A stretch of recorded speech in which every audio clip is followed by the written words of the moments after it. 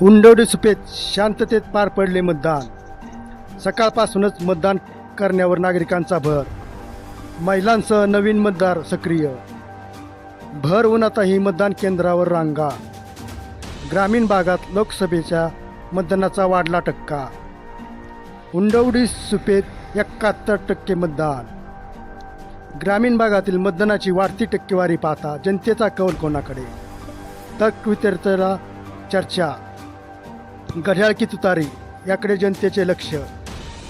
परंतु कोण बाजी मारणार हे निकालाअंती स्पष्ट होणार हे नक्की. यूट्यूब 24 तास न्यूज. हुंडवडी सुपे. युवराज इंदलकर.